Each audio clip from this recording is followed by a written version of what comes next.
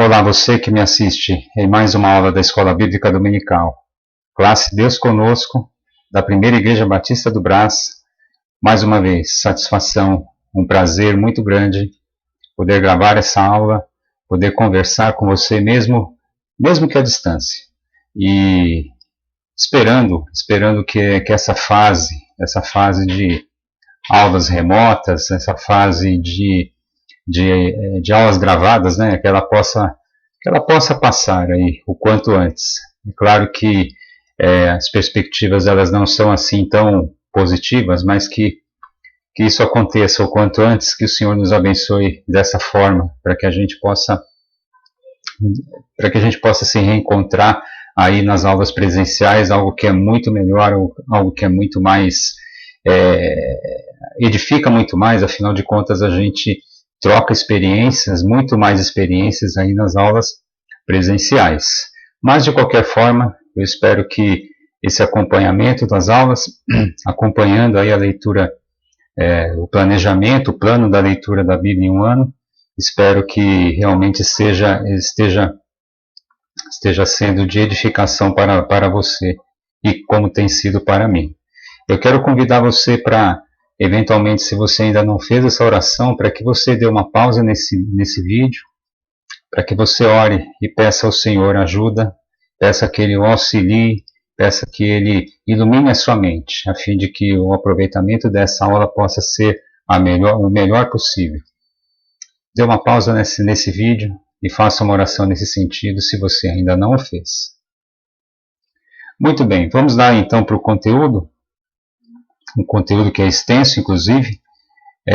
Eu quero ganhar tempo, eu quero tentar não me alongar tanto assim nas discussões, mas ao mesmo tempo tentar preservar aí o máximo explorar o máximo de assuntos aí possível de cada um desses 6 livros proféticos, os 6 últimos profetas chamados menores que a gente vai estudar nessa aula.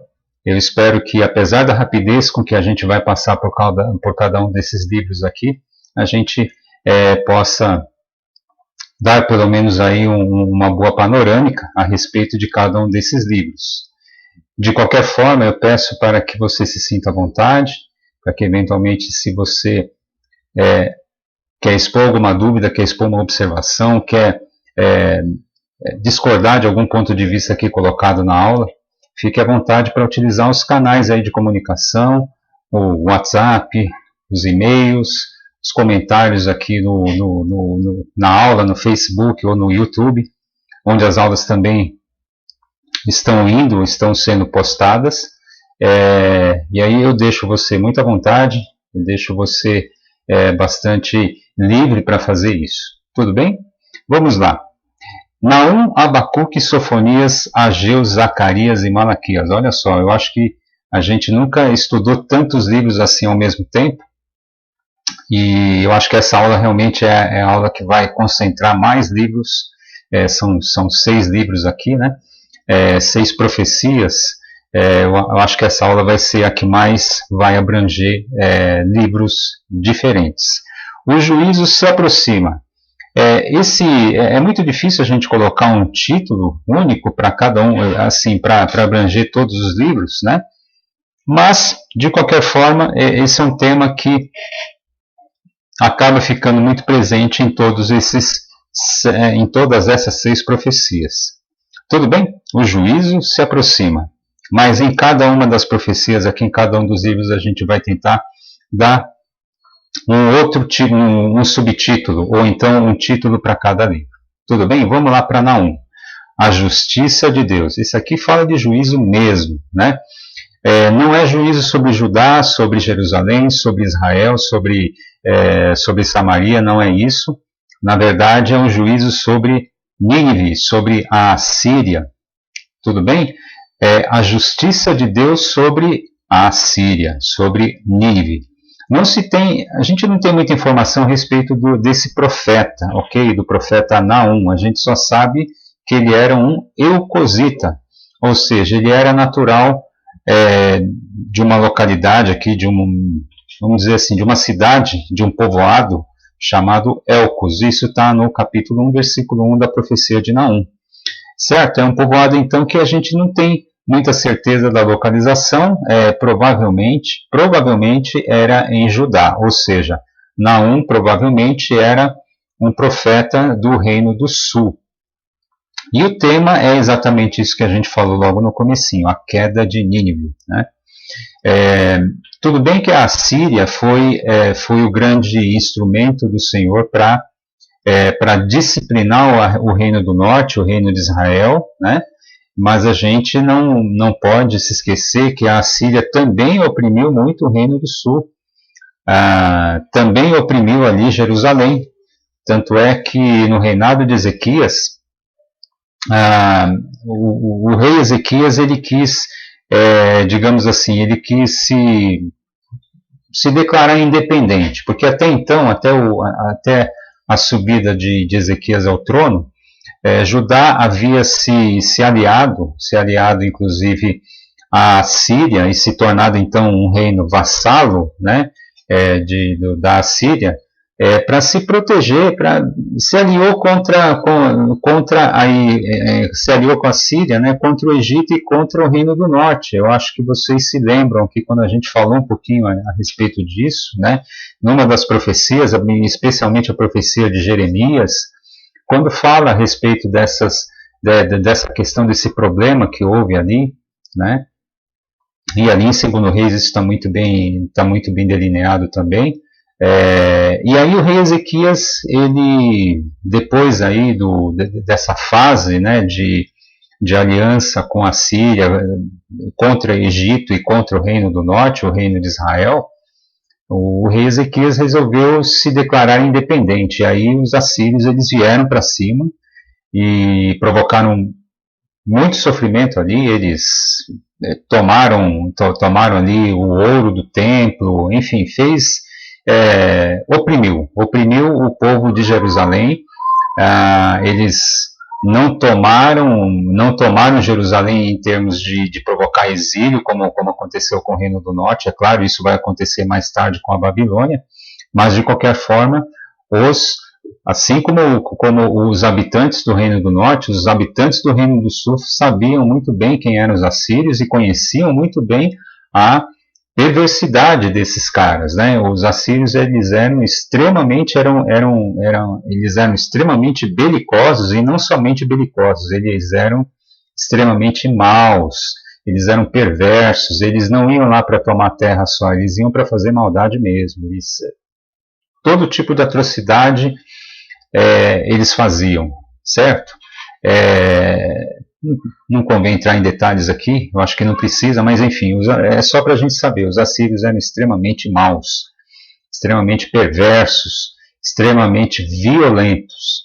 Tudo bem? E aí, você deve se lembrar, com certeza, na aula anterior a gente falou isso, e você certamente, como você já tem lido aí na leitura, feito o acompanhamento na leitura, você se lembra de Jonas indo até Nínive. Ele não queria ir, mas ele foi por ordem do Senhor, e aí a cidade de Nínive tinha sido então preservada. O Senhor tinha colocado panos quentes ali e perdoado os pecados ali de Nínive, porque eles se arrependeram do mal que eles vinham fazendo, certo? Isso no tempo de Jonas. Mas aí no tempo de Naum, cerca aí de 100, 150 anos, 130 anos mais ou menos, 130 anos depois do episódio com Jonas, o copo da paciência e da misericórdia de Deus, ele transbordou. E aí não teve outro jeito a não ser o juízo contra a nação da Síria, contra essa cidade, né? Agora a gente sempre, quando fala de capital, e Nínive era a capital da Síria, a gente, quando fala de Nínive, né, na verdade a gente está falando do reino. Assim como muitas vezes a gente fala de Jerusalém, a gente está falando do reino de Judá, né? E falando de Samaria, o reino do norte, certo? Então esse é o tema do profeta Naum, a justiça de Deus, e especificamente a justiça de Deus aqui sobre o reino da Assíria. Um esboço bem rápido do livro de Naum. Ira e misericórdia de Deus no capítulo 1. Misericórdia porque realmente o Senhor ele não é um Deus que ele não dá chance. Ele sempre dá muitas chances. Ele não dá uma, não dá duas, não dá três. Ele dá muitas chances para que o homem se arrependa. Mas chega uma hora que é como a gente falou, o copo transborda, né? E é isso que vem aqui no capítulo 1. A destruição de Nínive, então, nos capítulos 2 e 3. O cerco e a tomada, no capítulo 2, e a ruína completa, no capítulo 3.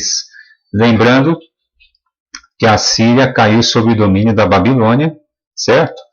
A Babilônia, então, ele surgiu como grande reino dominante, grande império dominante após o reino da Assíria.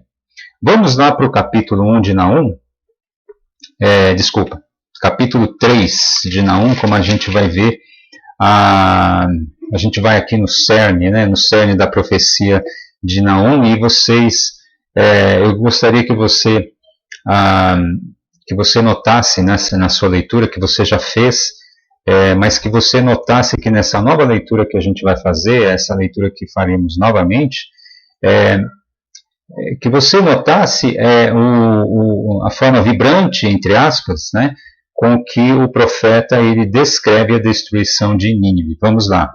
Ai da cidade sanguinária, toda cheia de mentiras e de roubo e que não solta a sua presa. Eis o estalo de açoites e o estrondo das rodas, o galope de cavalos e carros que vão saltando. Vejam que a descrição do profeta, ela nos remete logo a uma cena de filme, né? É claro que isso está em português, né? Em português ele dá inclusive alguns sons, né? De estalo, açoite, que dá realmente essa ideia de carros de guerra chegando para destruir, para causar a destruição e a ruína completa de Nínive, né? A gente vai ler até o versículo 7, ok? Só para avisar, né? Então, versículo 3 agora. Os cavaleiros que esporeiam a espada flamejante, o relampejar da lança e multidão de traspassados. Olha só que descrição rica e assim, implacável, né, contra Nínive. Massa de cadáveres, mortos sem fim, tropeça a gente sobre os mortos. Tudo isso por causa da grande prostituição da bela e encantadora meretriz, da mestra de feitiçarias, que vendia os povos com a sua prostituição e as gentes com as suas feitiçarias. Eis que eu sou contra ti, diz o Senhor dos Exércitos. Levantarei as abas da tua saia sobre o teu rosto e mostrarei às nações a tua nudez e aos reinos as tuas vergonhas. Veja como nudez, isso está lá em Gênesis, né, na queda do homem.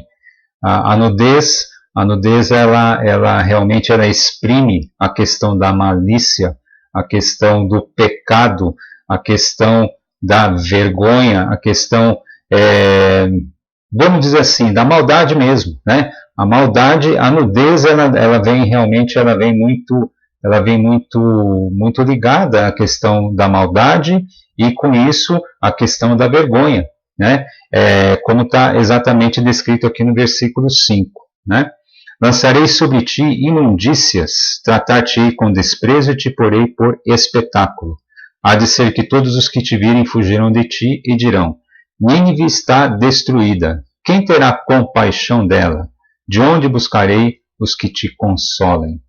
Nínive era uma grande capital cultural, uma capital de riquezas, né? E aí é até por isso que a gente vê no versículo 4, tudo isso por causa da grande prostituição da bela e encantadora meretriz. Então, era o grande centro do mundo, da época do mundo conhecido. Então, você pode imaginar todo tipo de riqueza, e todo tipo de riqueza, inclusive cultural, que havia ali em Nínive, né, a capital do grande império assírio, que então caiu por conta aí do seu pecado, e é exatamente o tema desse livro de Naum, do profeta Naum, que nós acabamos de ler o capítulo 3. Peço desculpas aí pela rapidez, mas realmente é uma pincelada em cada um desses livros. Tudo bem?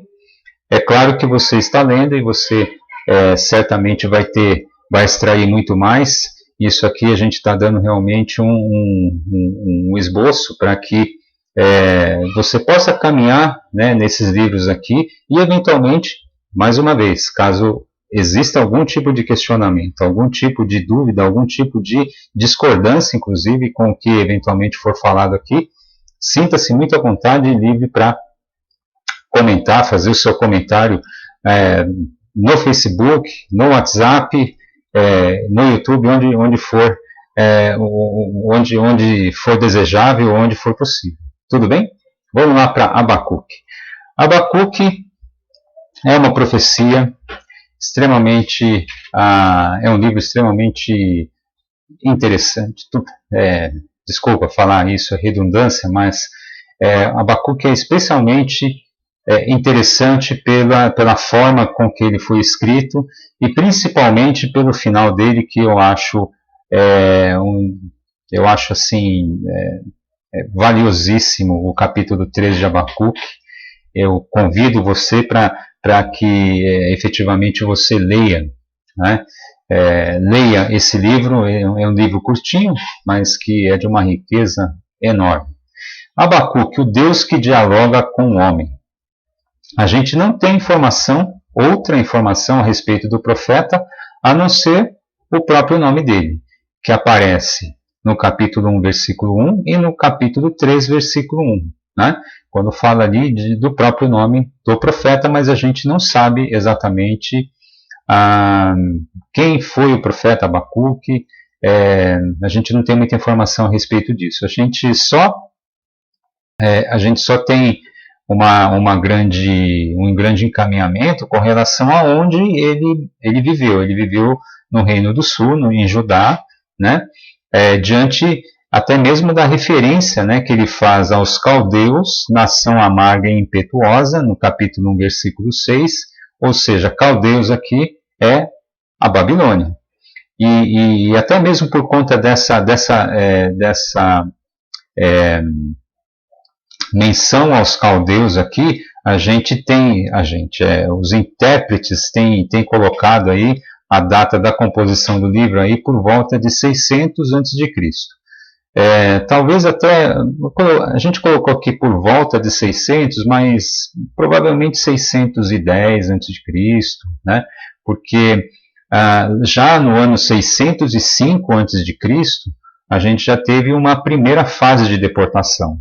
A Babilônia já chegou, já sitiou a cidade de Jerusalém e já levou cativos alguns ali da corte, a elite, né, da sociedade de Judá acabou sendo levada ali em exílio para a Babilônia, para servir perante a corte do rei.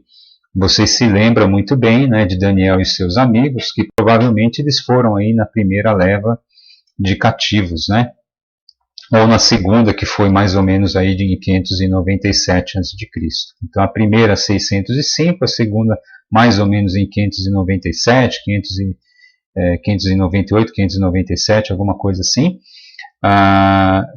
Mas essa menção aos caldeus, ela nos faz crer que a composição do livro aí veio por volta de 600, mas colocando um pouquinho antes, 610, ok? Antes de Cristo. Lembrando mais uma vez que quando a gente fala de antes de Cristo, o número os anos são decrescentes. Então, 610 acontece antes de 600. 605 antes de 600 e assim por diante. Ok? 600 antes de 595 e assim por diante. Tudo bem? Vamos lá. Um esboço do profeta Abacuque, do livro do profeta Abacuque. Do capítulo 1 até o capítulo 2, versículo 5, a gente tem o diálogo entre Abacuque e Deus. E é interessante esse diálogo porque aqui no capítulo 1, nos primeiros 4 versículos, Abacuque ele se queixa da injustiça. Da injustiça onde? Da injustiça lá onde ele vivia. Ele se queixou a Deus sobre a injustiça que ele via acontecendo entre os seus compatriotas, no povo dele, no país dele, na nação dele, né? Ele se indignou contra poxa, tá todos os pobres sendo oprimidos aqui, né? ninguém segue a Deus, tá uma bagunça isso aqui, né? Está tendo lava-jato aqui, lava-jato ali, governador sendo impedido, né, impeachment do governador e assim por diante, né, pedido de impeachment do prefeito, assim por diante. Né, era uma bagunça, era uma injustiça só, e Abacuque falando assim, Deus, mas o que é isso? Olha, aqui tá difícil, né? E aí Deus ele vem com uma resposta. Ele fala assim, olha, calma Abacuque, Judá vai ser castigado, tá? E sabe quem que vai castigar? Exatamente ali, aquilo, ó, os caldeus, nação amarga e impetuosa. E aí Abacuque fala assim, peraí, senhor, eu não estou entendendo muito bem essa resposta. Não sei se o senhor entendeu o que eu falei, tá? Mas deixa eu ver se eu estou entendendo o que o senhor está falando para mim. O senhor então está falando que vão vir uns caras que são piores do que nós, piores, são muito mais pecadores do que nós, e o senhor vai usar esses caras aqui para colocar ordem nessa bagunça aqui, essa bagunça, vamos dizer assim, essa baguncinha aqui nem se compara com a bagunçona deles. Os caras são perversos, eles são, em primeiro lugar, eles são pagãos, eles nem sabem que o senhor existe, o senhor vai pegar esses caras e vai usar como instrumento do teu castigo. Eu não estou entendendo, senhor. Eu acho que, com todo respeito aqui, eu acho que está errado isso aqui. Tem alguma coisa que está fora do lugar, né? E aí o profeta, ele fala assim, peraí, senhor, não é bem assim, né? Eu acho que... ele disse, em outras palavras, ele disse assim, olha, acho que tem alguma coisa errada aí, é por isso que ele faz aqui intercessão no capítulo 1, versículos 12 a 17, né? E aí Deus ele diz o seguinte, olha, não, o castigo vai vir sim, tá? Mas fica firme, ok? Você que tem fé, fica firme, porque o justo viverá pela fé. E você sabe muito bem que esse justo viverá pela fé, ele é inclusive uma passagem que é reproduzida, que é citada pelo apóstolo Paulo ali no Novo Testamento, né? Ali no livro de Romanos, inclusive, na carta aos Romanos, né? Desculpe, eu falei livro, melhor dizendo a carta. Tudo bem que é livro também, mas a epístola aos Romanos, né? Enfim, e aí vamos para frente, né? E aí, quando o Senhor fala que ele vai mandar os caldeus, né? A Babilônia para vir castigar Judá, ele deixa claro que não vai ficar, a Babilônia não vai ficar impune também. Deus reconhece, obviamente, o pecado da Babilônia. Deus vai utilizar a Babilônia como instrumento de disciplina ao pecado de Judá, ao pecado de Jerusalém, mas não quer dizer que a Babilônia vai sair impune, não. A Babilônia também vai pagar pelos pecados dela, né? E aí a gente tem os ais sobre os caldeus no capítulo 2, versículos 6 a 20. E aqui o capítulo 3, a oração de Abacuque, que a gente não vai ter tempo de ler aqui o capítulo 3, mas eu convido você para que realmente você leia essa declaração, essa profissão de fé do profeta Abacuque, que é uma das passagens, um dos trechos mais bonitos da Bíblia, que eu considero pelo menos um dos trechos mais lindos da Bíblia, essa profissão de fé de Abacuque, né? Vamos lá então, eu quero ler rapidamente aqui, exatamente o início aqui do debate, né, do diálogo entre Abacuque e Deus. A gente tem aqui no capítulo 1, eu quero ler aqui alguns versículos com você, até o versículo 11 do capítulo 1. Vamos lá. Sentença revelada ao profeta Abacuque. Até quando, Senhor, clamarei eu, e tu não me escutarás? Gritar-te-ei violência, e não salvarás. Porque me mostras a iniquidade e me fazes ver a opressão? Pois a destruição e a violência estão diante de mim. Há contendas e o litígio se suscita. Por esta causa a lei se afrouxa. A justiça nunca se manifesta, porque o perverso cerca o justo. A justiça é torcida.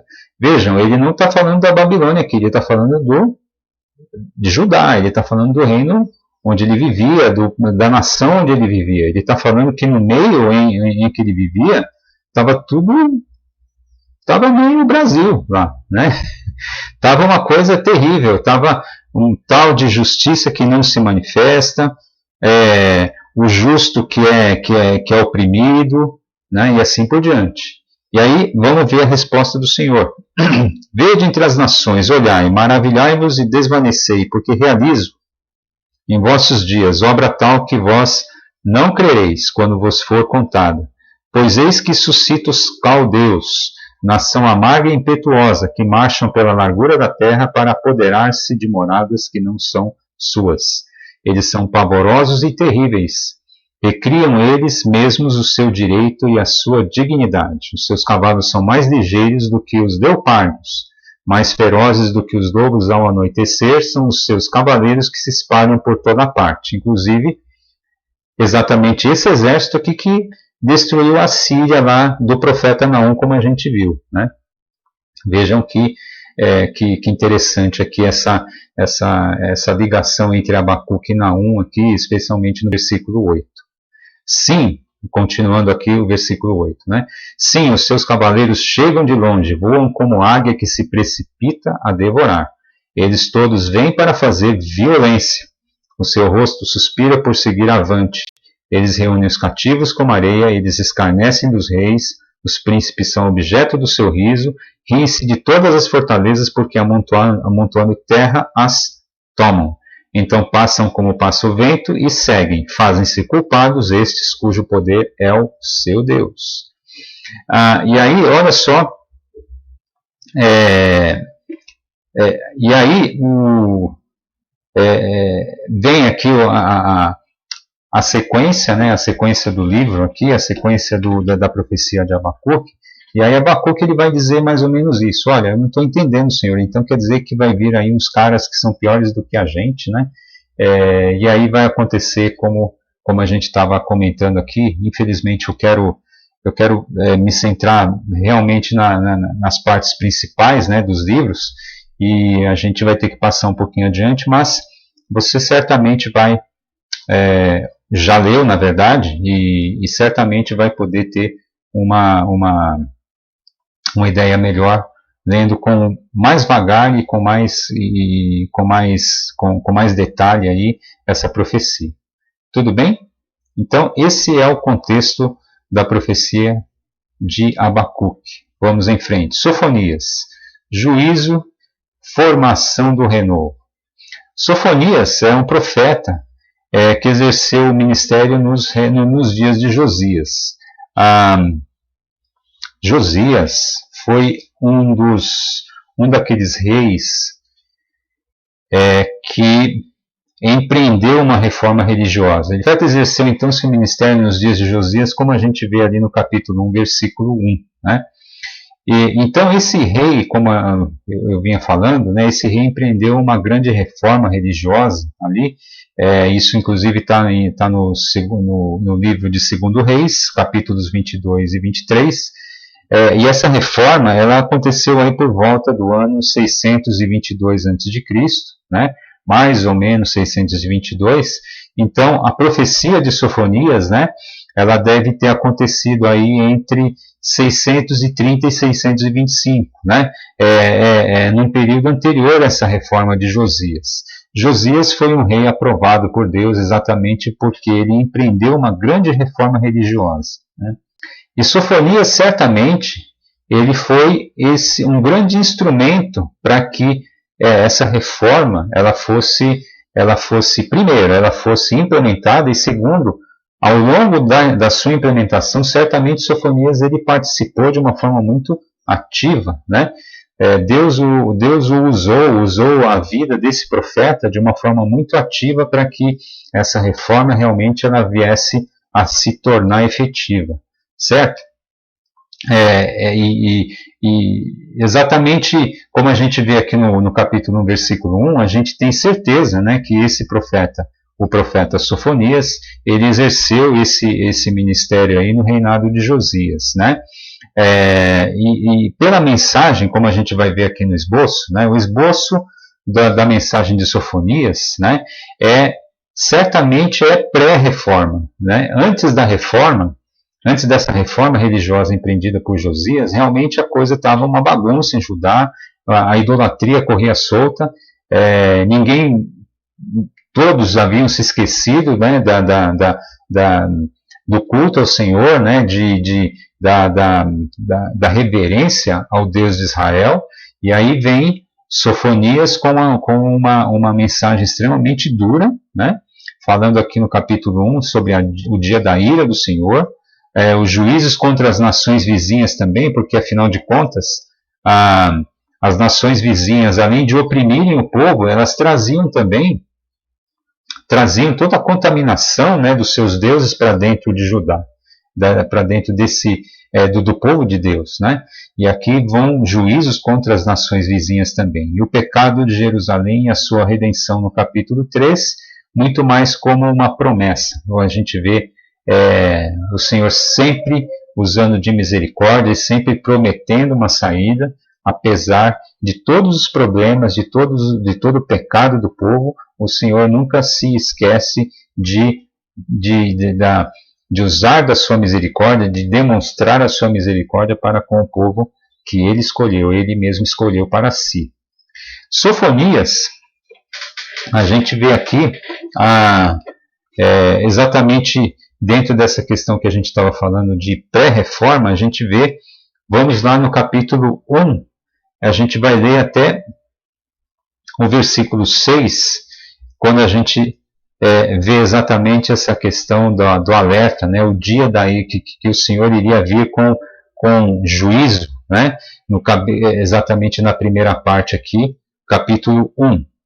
Palavra do Senhor que veio a Sofonias, filho de Cusi, filho de Gedalias, filho de Amarias, filho de Ezequias, nos dias de Josias, filho de Amon, rei de Judá. De fato consumirei todas as coisas sobre a face da terra, diz o Senhor. Consumirei os homens e os animais, consumirei as aves do céu e os peixes do mar, e as ofensas com os perversos, e exterminarei os homens de sobre a face da terra, diz o Senhor. Estenderei a mão contra Judá e contra todos os habitantes de Jerusalém. Exterminarei deste lugar o resto de Baal, o nome dos ministrantes dos ídolos e seus sacerdotes, os que sob os eirados adoram o exército do céu, e os que adoram ao Senhor e juram por ele, e também por Milcom, os que deixam de seguir ao Senhor, e os que não buscam o Senhor, nem perguntam por ele. Cala-te diante do Senhor Deus, porque o dia do Senhor está perto, pois o Senhor preparou o sacrifício e santificou os seus convidados. Vejam o dia do Senhor, o dia do juízo, o dia da ira, que vem com alerta. Vejam, se arrependam, mudem a sua conduta, porque senão eu virei e vou trazer juízo sobre vocês. Essa é a grande mensagem aqui do profeta Sofonias, e aqui a gente vê que é uma mensagem pré-reforma, ok? Exatamente porque, pelo contexto histórico e pelo contexto de tempo temporal aqui, como a gente vê, certamente essa profecia ela foi ali direcionada, ela foi proferida ali para aquelas pessoas que estavam ali, e isso fez com que Josias, inclusive, ele empreendesse toda a reforma religiosa, e aí Sofonias certamente ele foi um grande agente aí, inclusive na própria execução da reforma. Ok?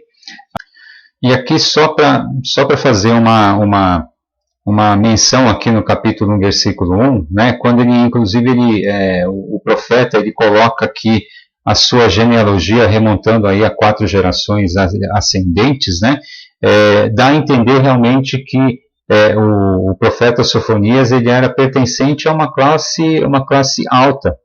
Ele não era alguém, entre aspas, da plebe, né? Ele era alguém de uma família influente, de uma família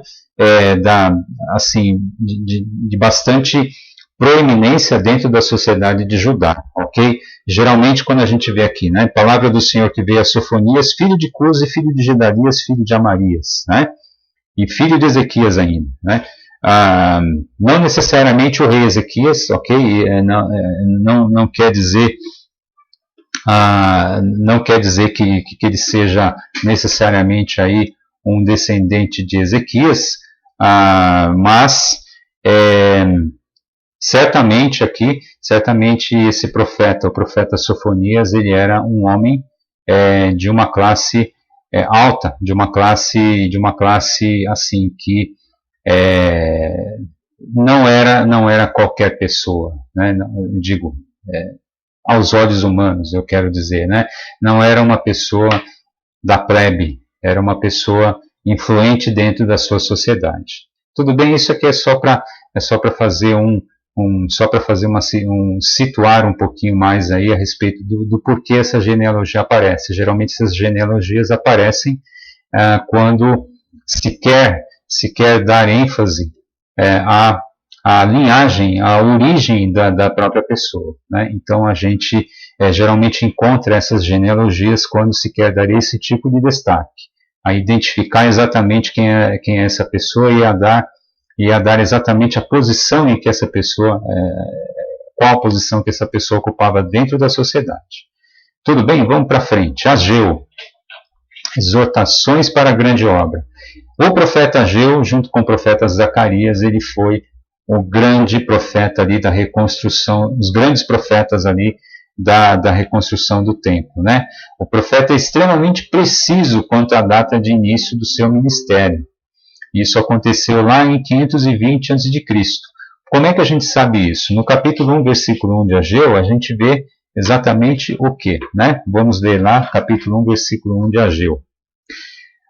No segundo ano do rei Dario, no sexto mês, olha só como ele é preciso, no sexto mês, no primeiro dia do mês, ou seja, ele dá inclusive a data certa, como se fosse 1º de janeiro de 2020, 20 de setembro de 2019, enfim.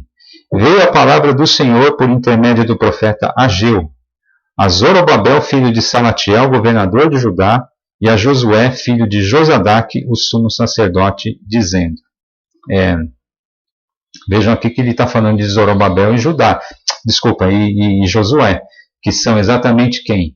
O governador, o Zorobabel, é aquele que retornou ali, depois do decreto de Ciro, ali para Jerusalém, e Josué, que foi aí o sumo sacerdote que realmente trabalhou também nessa questão aí da reconstrução, do refazimento, né, do refazimento do culto, do refazimento da identidade religiosa dentro de Judá, aquele trabalho extremamente árduo e difícil, né, que esses servos do Senhor tiveram que empreender, Zorobabel e Josué, e que tiveram ali diversos problemas ali, e que exatamente por conta disso, tiveram aí a ação de Ageu e de Zacarias e de vários outros profetas que eventualmente eles não chegam a estar dentro da Bíblia com o seu nome e com um livro, né? Mas que certamente atuaram também nesse tempo.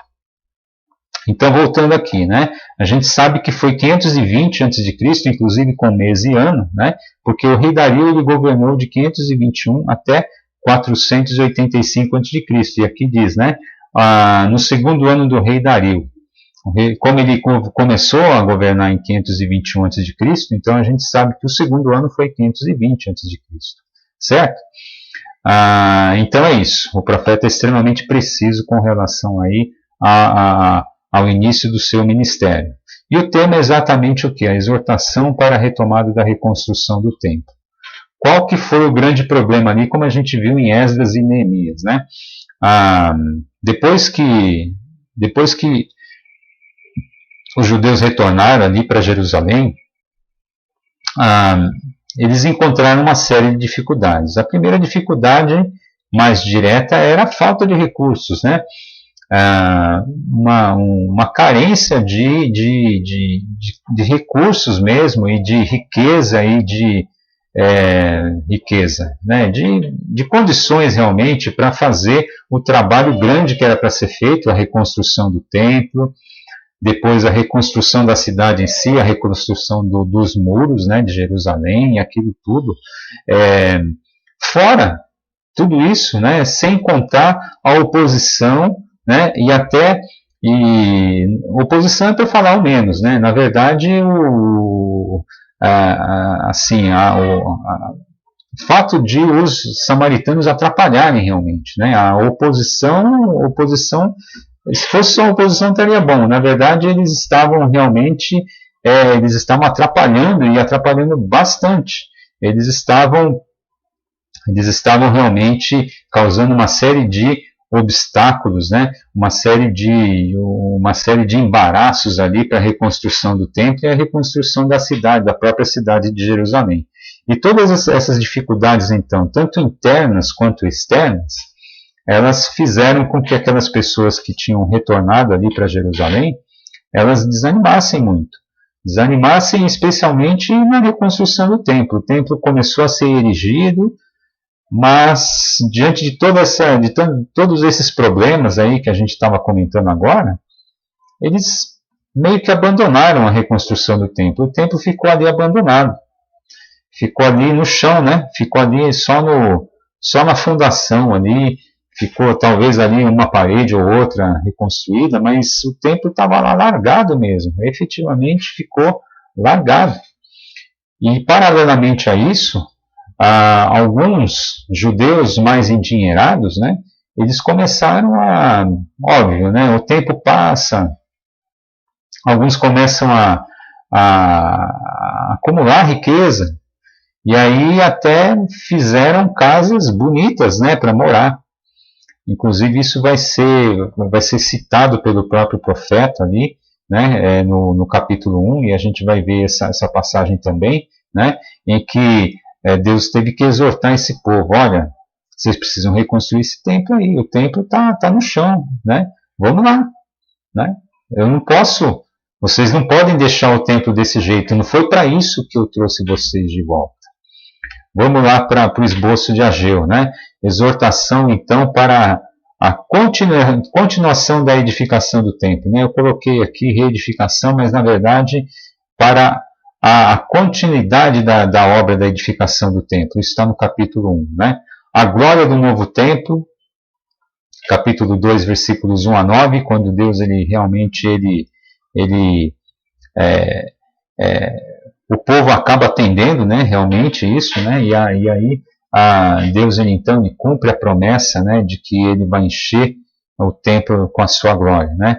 Aqui a gente tem a repreensão da infidelidade do povo, no capítulo 2, versículos 10 a 19, como sempre a gente tem que ter uma repreensão, né?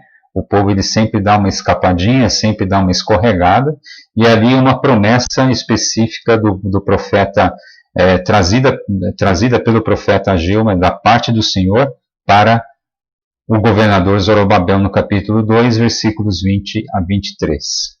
Vamos lá então ler o capítulo 1, uma passagem ali do capítulo 1 de Ageu. Eu quero ler então Ageu, capítulo 1 até o versículo 11. Vamos lá. No segundo ano do rei Dario, no 6º mês, no primeiro dia do mês, veio a palavra do Senhor por intermédio do profeta Ageu a Zorobabel, filho de Salatiel, governador de Judá, e a Josué, filho de Josadaque, o sumo sacerdote, dizendo: Assim fala o Senhor dos exércitos. Este povo diz: Não veio ainda o tempo em que a casa do Senhor deve ser edificada. Olha só, né? Aquela coisa, aquela desculpa, né? Não, mas não está na hora, né? A coisa está tão difícil que eu acho que é melhor, não é o tempo agora. O Senhor acho que mandou a gente dar uma paradinha, né? Vamos dar uma descansada aqui, vamos esperar um pouquinho, vamos esperar a coisa melhorar, que não está dando. E aí veio a palavra do Senhor então. Veio, pois, a palavra do Senhor por intermédio do profeta Ageu, dizendo: Acaso é tempo de habitardes, vós em casas apaineladas, enquanto esta casa permanece em ruínas? Exatamente isso que a gente estava falando sobre as casas bonitas, né? As casas apaineladas, né? Aquele painel, aquela fachada bonita na casa, né? Casas apaineladas, enquanto esta casa permanece em ruínas, está aqui na fundação, uma parede caindo, outra nem foi construída ainda, né? Ora, pois, assim diz o Senhor dos Exércitos: considerai o vosso passado. tendes semeado muito e recolhido pouco. Comeis, mas não chega para fartar-vos. Bebeis, mas não dá para saciar-vos. Vestivos, mas ninguém se aquece. E o que recebe salário, recebe-o para pô-lo num saquetel furado. Assim diz o Senhor dos Exércitos, considerai o vosso passado. Subi ao monte, trazei madeira e edificai a casa. Dela me agradarei e serei glorificado, diz o Senhor. Esperastes o muito, e eis que veio a ser pouco. E esse pouco, quando trouxestes para casa, eu com assopro o dissipei. Por quê? Diz o Senhor dos Exércitos, por causa da minha casa que permanece em ruínas, ao passo que cada um de vós corre por causa da sua própria casa. Por isso o céu sobre vós retém o seu orvalho e a terra os seus frutos. Fiz vir a seca sobre a terra e sobre os montes, sobre o cereal, sobre o vinho, sobre o azeite, sobre o que a terra produz, como também sobre os homens, sobre os animais e sobre todo o trabalho das mãos. Esse é o ponto focal aqui da profecia de Ageu. A reconstrução, a exortação para que o povo retomasse a reconstrução do templo. Tudo bem? Existe muita coisa aqui, só nessa passagem aqui tem muita coisa, teria muita coisa para a gente conversar, para a gente falar, mas aqui por conta aí dessa questão, né, desculpa, eu bati no microfone.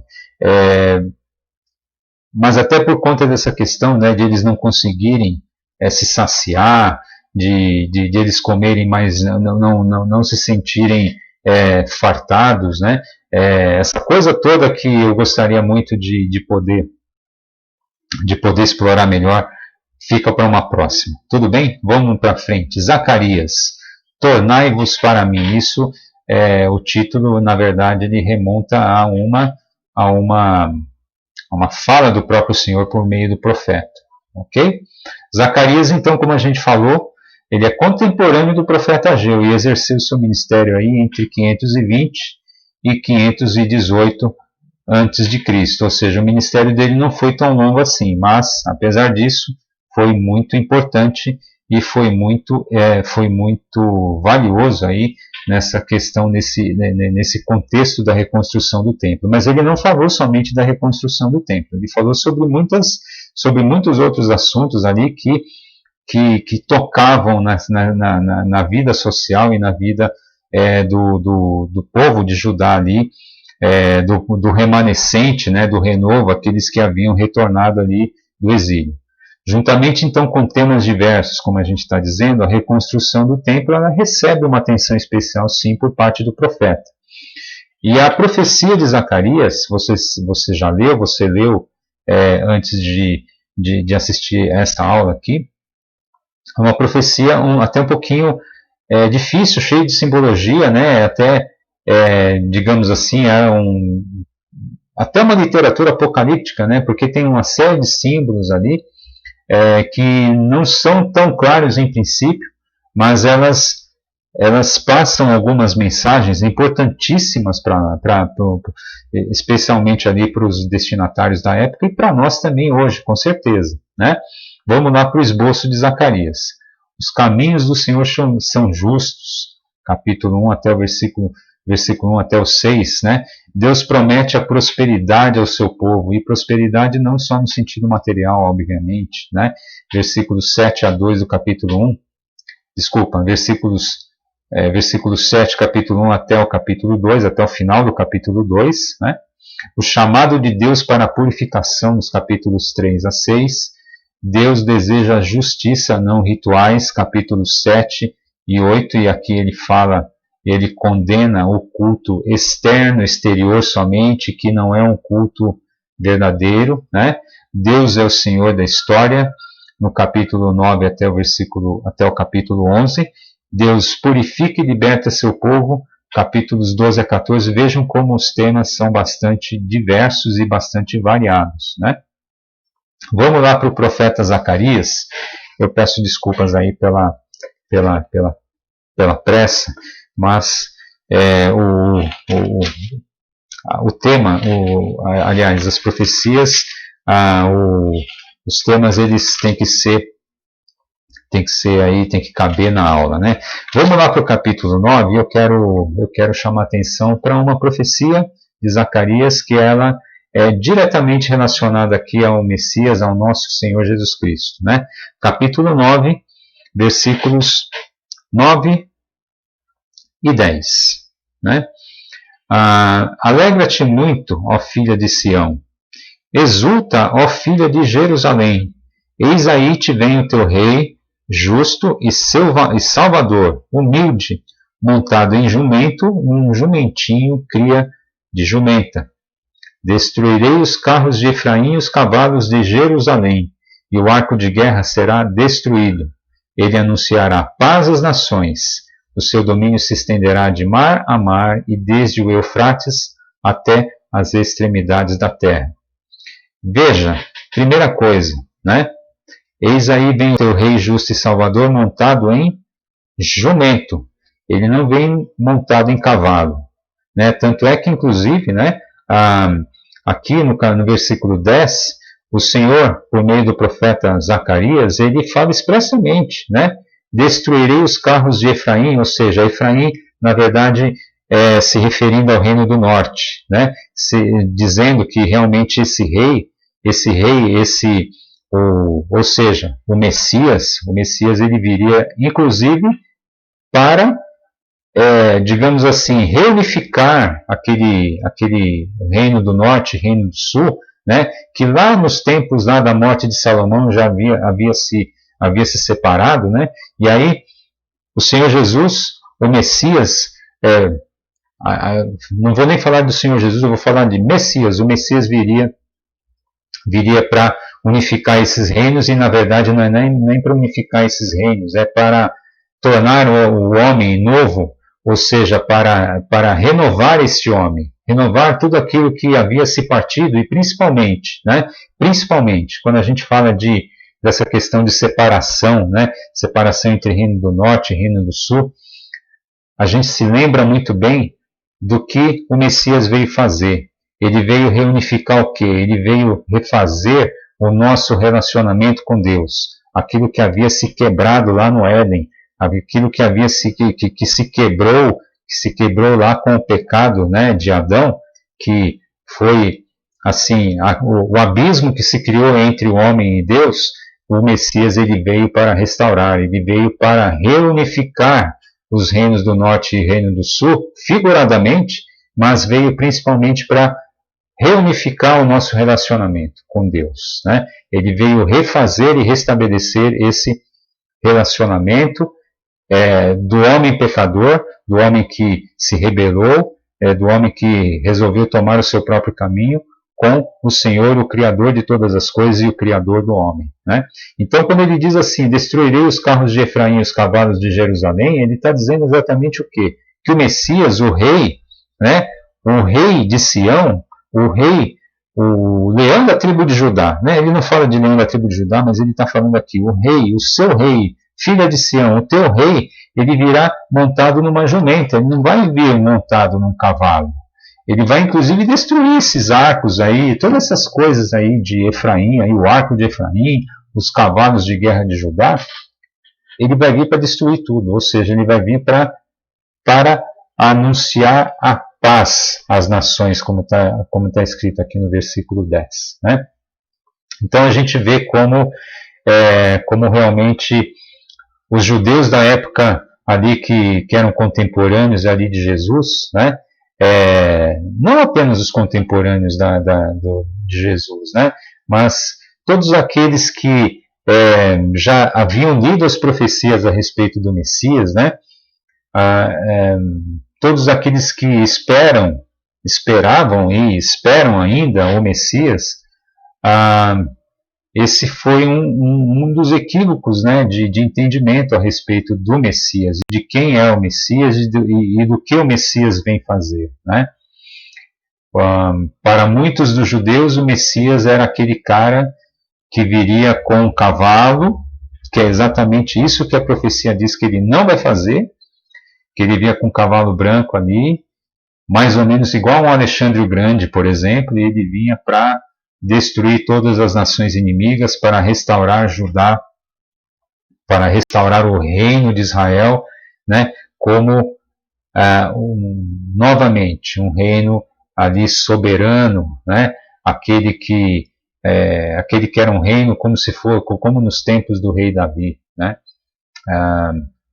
Infelizmente aí essa mensagem ali, né, de Zacarias, né, que é claro, hoje a gente vê de uma forma retrospectiva, tudo bem, isso aí, isso nos facilita muito, sobremaneira nos facilita a interpretação, mas de qualquer forma a gente vê como o entendimento a respeito da pessoa do Messias ela estava equivocada.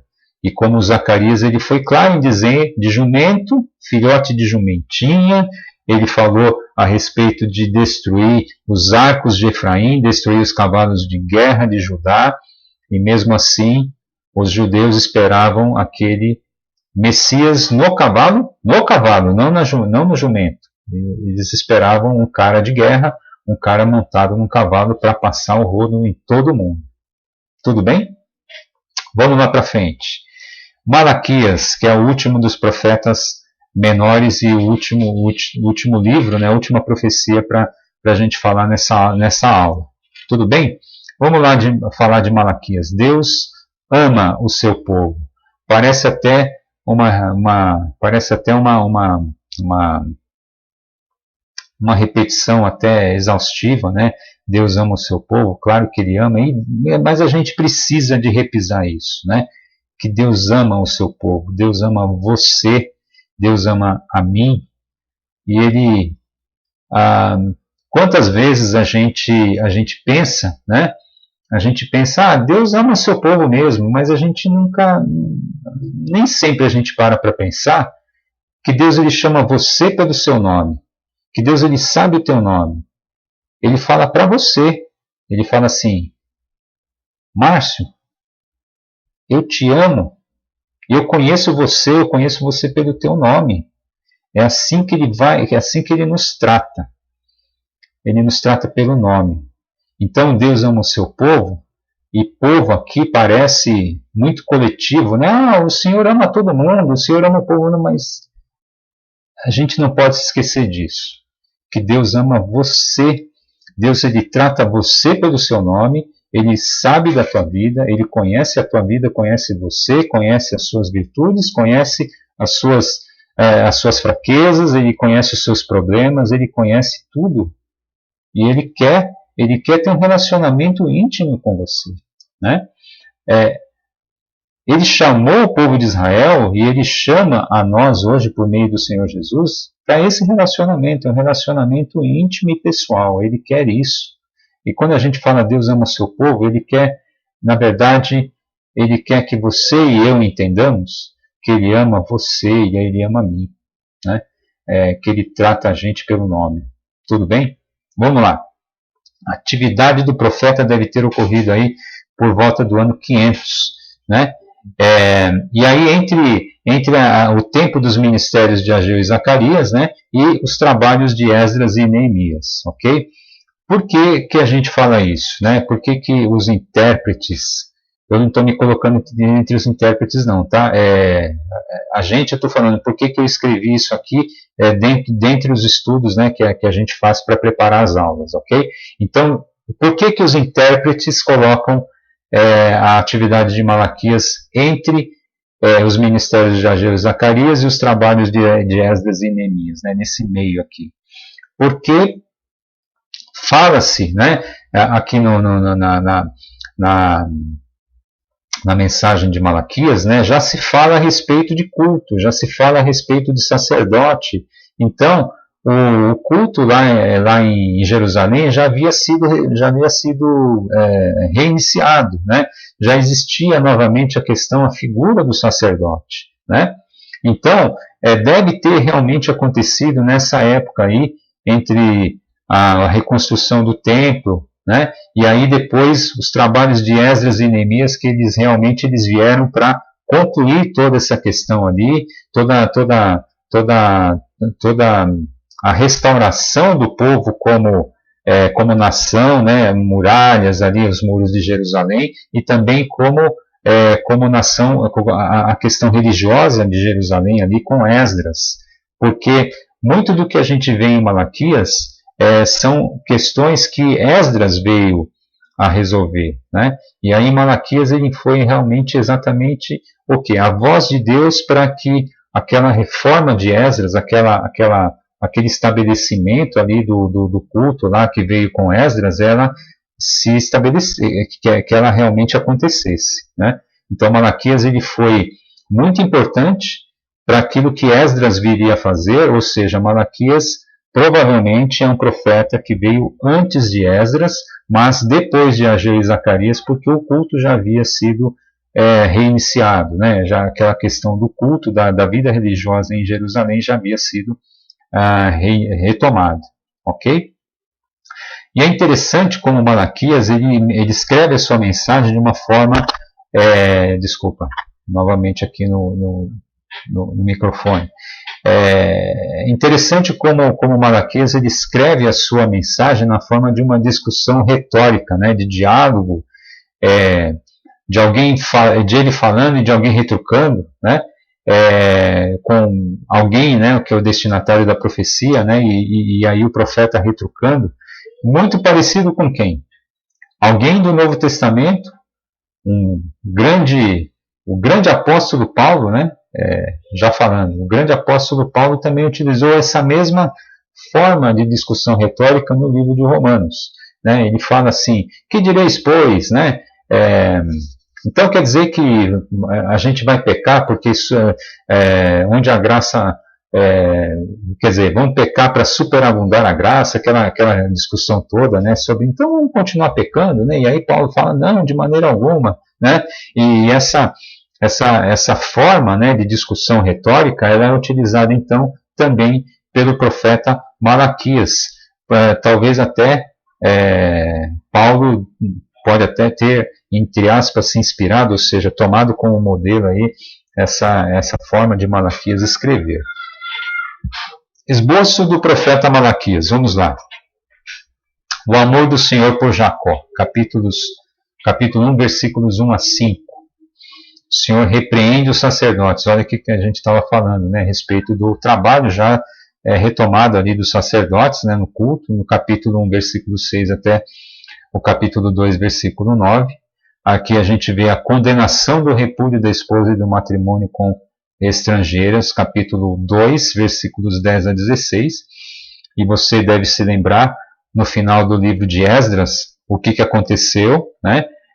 Aconteceu exatamente isso que o profeta Malaquias está condenando, porque os judeus ali, eles estavam se despedindo, né, se divorciando das mulheres ali, das mulheres judias, para se casar com estrangeiras. E com isso, o que estava acontecendo? Eles estavam trazendo para dentro das suas casas, para dentro dos seus lares, objetos de culto pagãos, né? Eles estavam trazendo idolatria para dentro da sua própria casa.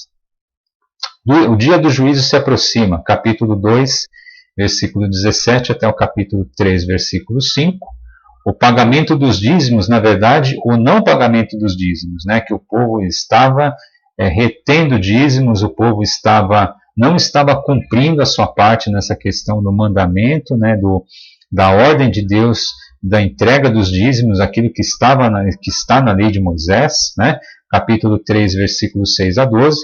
Aqui, o justo em comparação com o mal, né? Aqui Deus ele faz um contraponto entre a vida do justo e a vida do mal.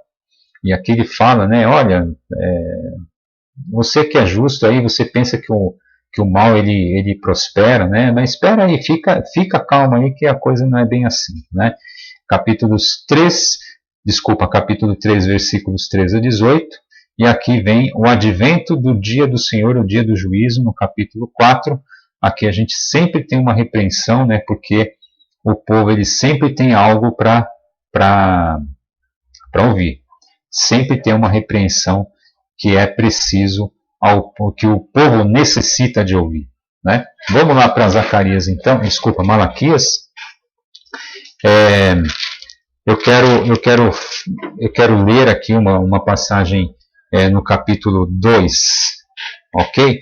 Capítulo 2, versículos 1 a 9.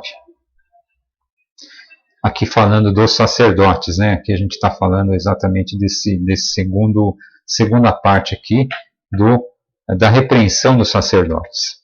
Agora, ó sacerdotes, para vós outros é este mandamento. Se o não ouvirdes, e se não propuserdes no vosso coração dar honra ao meu nome, diz o Senhor dos Exércitos, enviarei sobre vós a maldição e amaldiçoarei as vossas bênçãos. Já as tenho amaldiçoado, porque vós não propondes isso no coração. Eis que vos reprovarei a descendência, tirarei excremento ao vosso rosto. Olha que coisa terrível.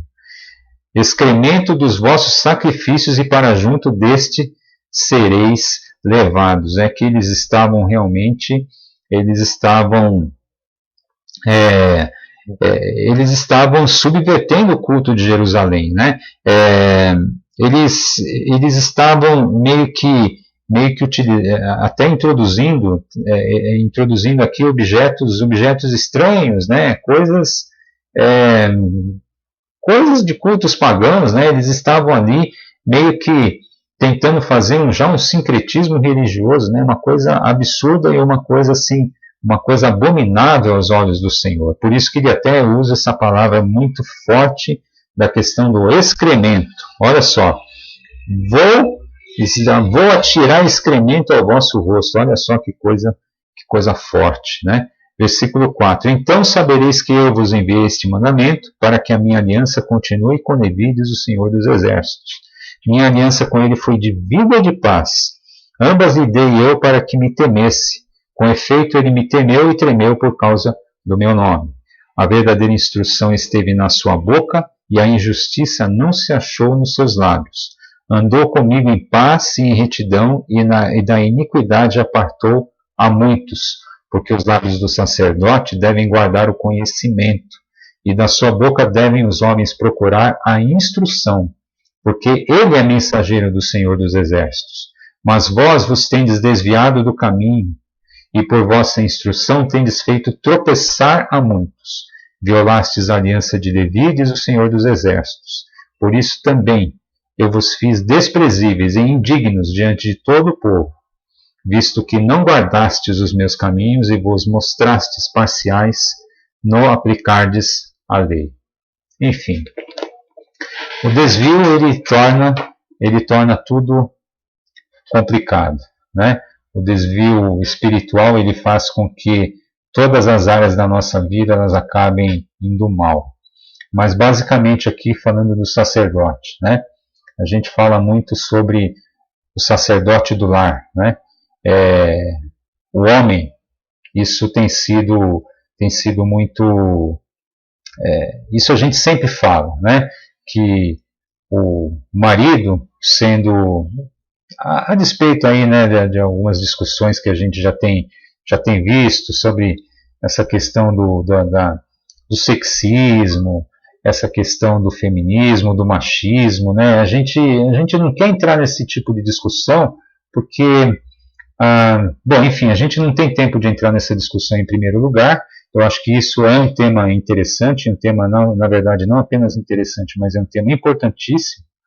Mas não é a ideia dessa aula falar sobre isso nesse momento, né?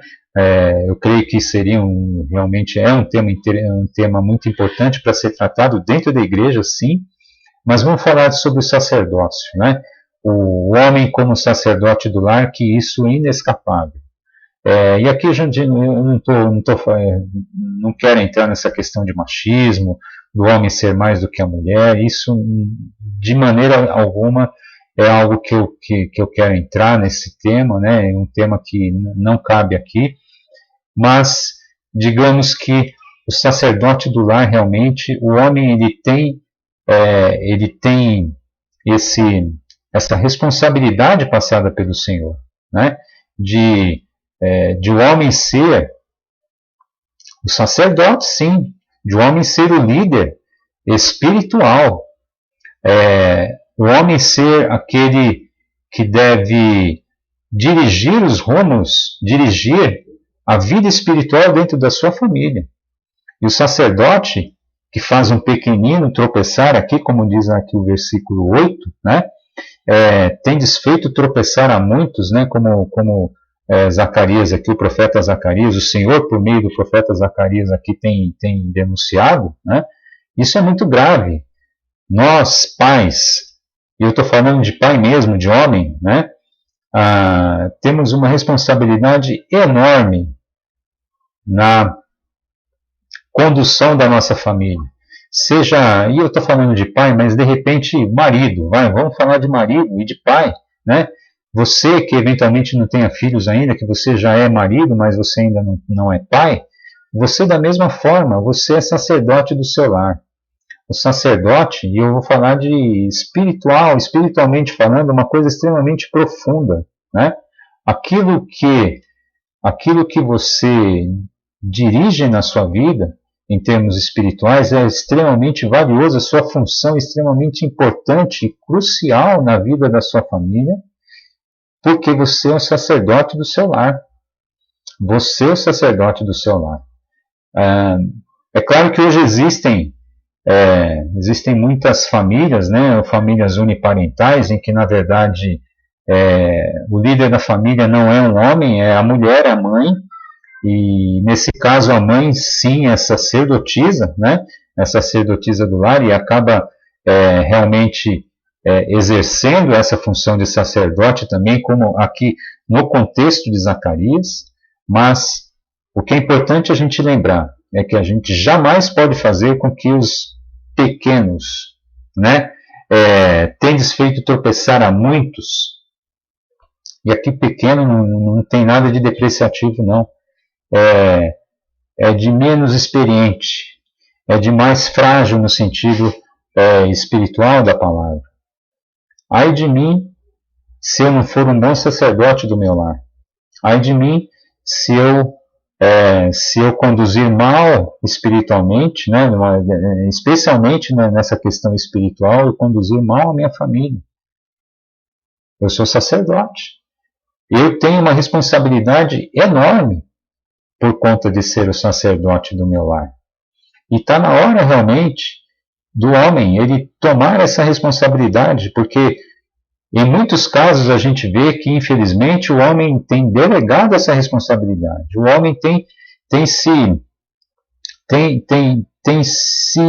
escapado realmente dessa responsabilidade de ser um sacerdote e de ser um líder do lar e de fazer esse papel de sacerdote da maneira correta, da maneira que Deus quer, da maneira que Deus aprova. Então que nós homens, principalmente nós homens, estejamos muito atentos a isso, para que nós homens realmente sejamos sacerdotes, mas sacerdotes que não fazem muitos tropeçarem. Eu estou falando de muitos aqui, os familiares, não sejamos sacerdotes que possibilitem o tropeço. Eles podem até tropeçar sim, né? Mas que não seja por conta de um mau sacerdócio nosso. Porque, afinal de contas, quando a gente fala de tropeço, né, a gente também fala de escolhas. Né? Eu, por exemplo, eu posso muito bem escolher tropeçar, mas eu jamais posso dizer que eu não sabia. Jamais eu posso colocar a culpa em alguém, desde que eu tenha sido devidamente instruído. E é isso que Deus quer que nós façamos, que a gente não faça os outros tropeçar por conta de um mau sacerdócio nosso. Né? É uma grande responsabilidade nossa, não fazer com que os nossos de casa que tropecem. E isso trazendo então essa mensagem aqui da repreensão aos sacerdotes, né, de Malaquias, Malaquias nos repreendendo aqui, repreendendo os sacerdotes, e o profeta Malaquias nos repreendendo aqui como sacerdotes do nosso lar. Não façamos os nossos de casa, né, os nossos do nosso lar, né, aqueles do nosso lar, não façamos nenhum deles, que a gente não seja o canal, né, para que eles tropecem, não os induzamos a erro, para que eles tropecem, porque isso vai ser duramente cobrado de nós. Que o Senhor nos abençoe, nos ajude, nos auxilie nessa questão muito, muito vital da nossa vida. E que Ele, assim, nos dê a paz. E que Ele nos traga sempre edificação, aprendizado e sempre no sentido de crescermos espiritualmente, crescermos no conhecimento dEle. Que o Senhor assim nos abençoe. Um grande abraço, até a próxima aula.